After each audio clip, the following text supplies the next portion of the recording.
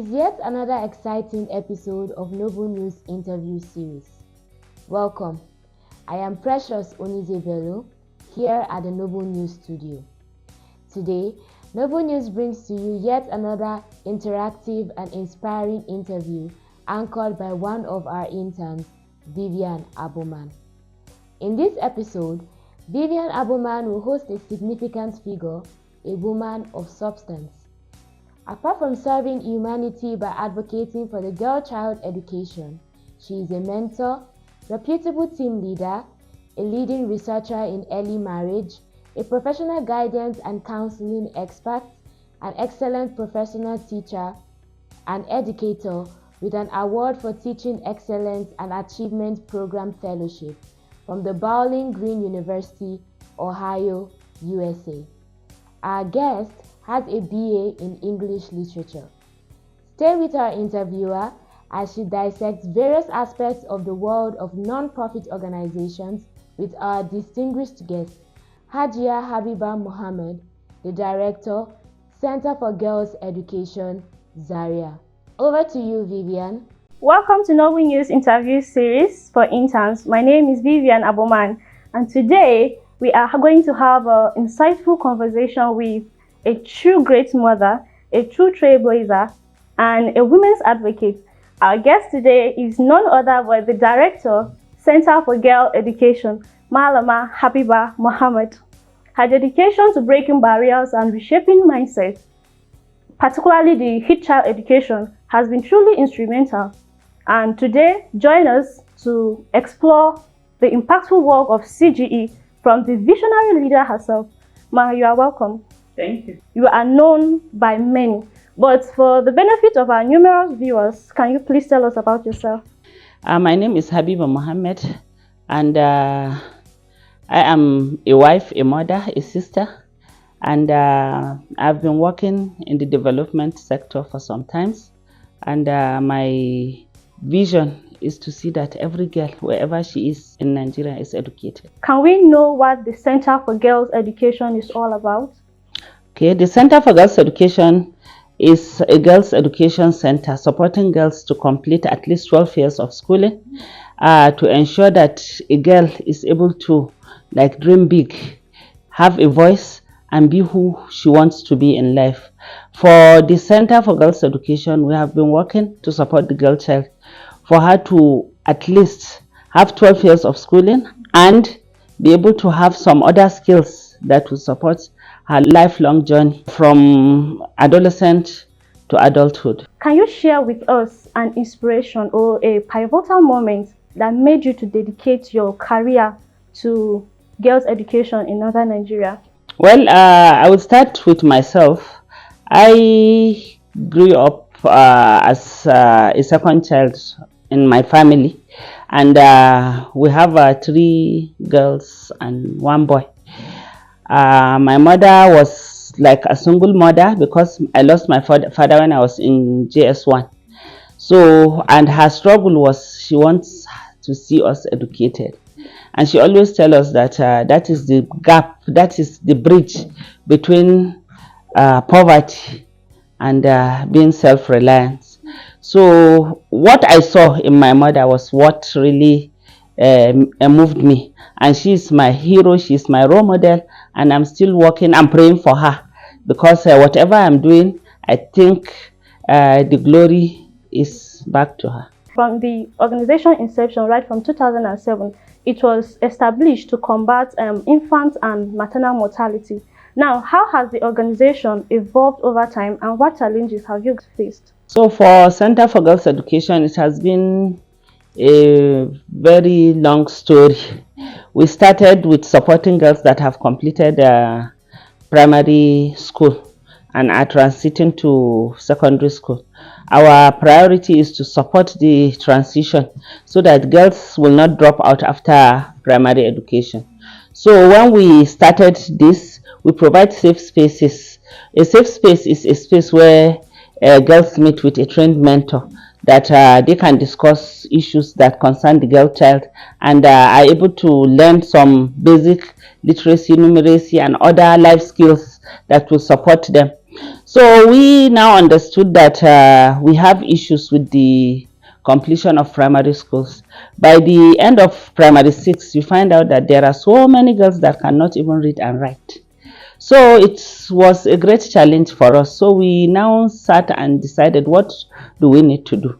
Because in our work, we don't just go and do the work. We interact with community leaders, members of the community, parents of our girls, husbands of our girls, to know what the community really wants. And in that process, we had a mother who had 2 children. She sent the first to school and refused to send the second. So when she was asked why, she said, I sent my first child to school for 6 years and she cannot read and write. Why should I bother sending the second child? It is a waste of time. So this was what really gingered us, and we now started supporting these girls in intensive literacy and numeracy. For every girl that comes through our safe space, she has to be able to read and write. And if the parent sees that the children are reading and writing, they always allow them to continue with schooling. It's not issue of poverty, it's not issue, but let them learn in school, which is a very great challenge for us here.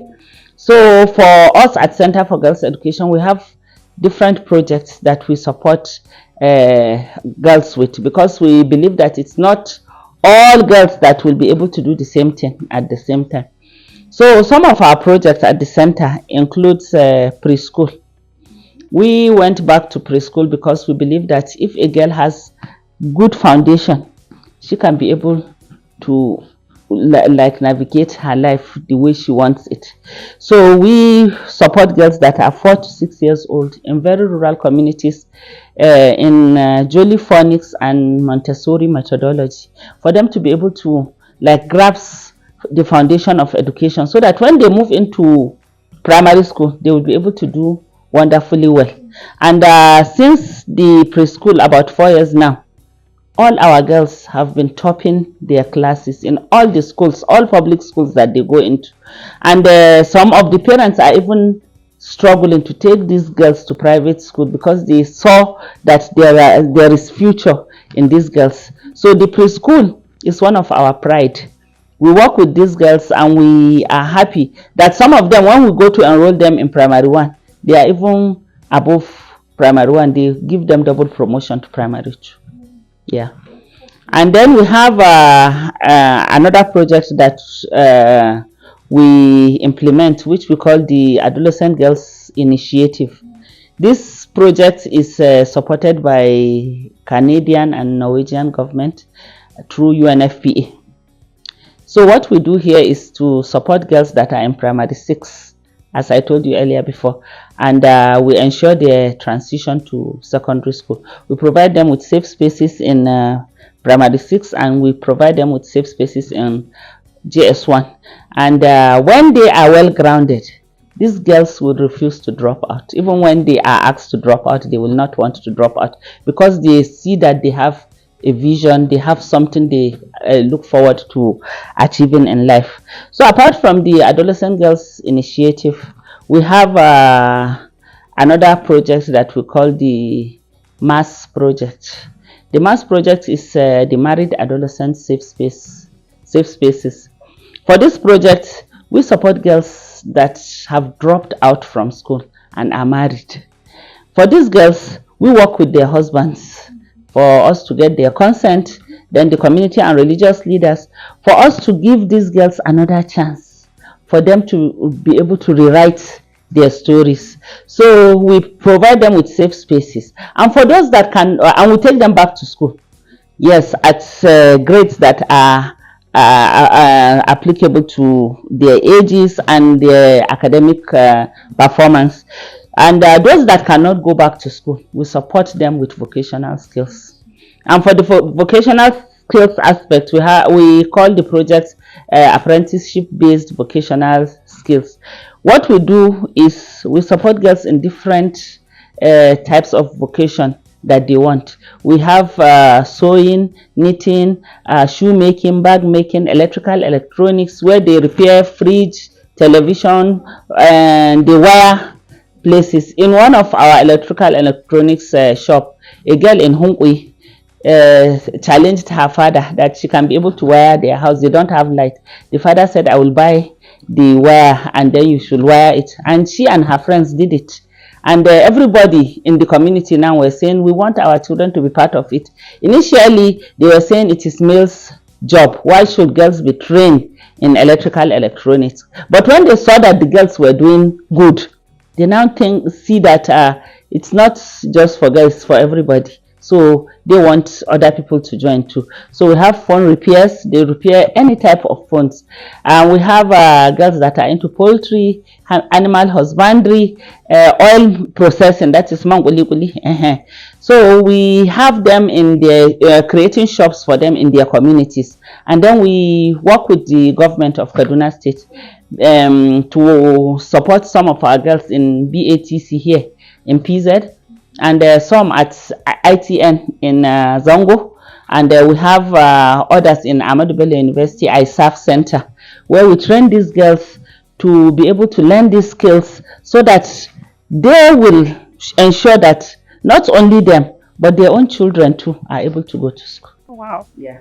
I am really thrilled because I didn't know that. I thought that it's all about school, just the basic education and other vocational skills. I wasn't even expecting to hear wiring, because this is something they wouldn't even teach anybody in school except to apply for it. Thank you so much for this great information. It is really insightful to hear from you. We'll go on a quick commercial break, then we'll come back to delve deeper with Hajiya Habiba Muhammed, Director, Center for Girls Education.